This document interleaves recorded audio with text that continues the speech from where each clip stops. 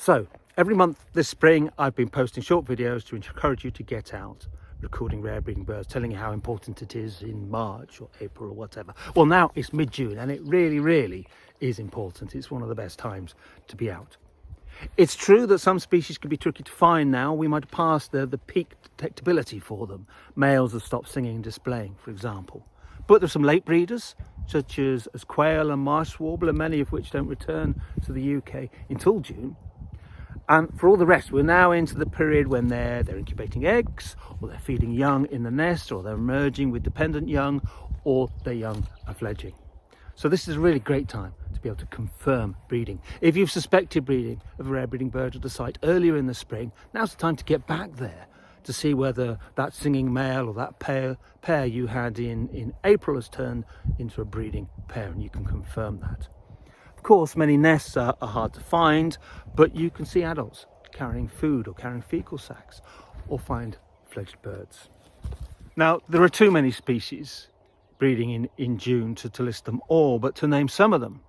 So, scarce ducks. Finding duck nests is difficult, and we wouldn't encourage you to try, to be honest, but you can look for broods of shoveler, pochard, widgeon, gargany, even pintail. In northern Scotland, golden eyes are under-recorded, so please submit all records of breeding or potentially breeding birds. Red-breasted mergansers are a later breeder, so it's a bit early for broods just yet, but any birds seen in June must be regarded as at least evidence of possible breeding at a site. Raptors. Marsh harriers will be carrying prey back to sites, maybe making food passes. Peregrines will be fledging their young, as will goshawks. The latter can be pretty noisy and visible, in marked contrast to the last couple of months. Short-eared owls may be provisioning young, so more active over moorlands. And if they've been successful in fledging young, long-eared owls can be very easy to find, as the nocturnal begging calls of the young can be heard over long distances on calm evenings and nights. Evenings and nights are also a good time to be out looking for quail, and at wetland sites, crakes. Other wetland species to look for include bitterns. If you see them making repeated flights over reed beds, they're very likely to be feeding young, and family parties of bearded tits will be emerging. Little ringed plovers may have young by now. Indeed, I've been recording some this morning.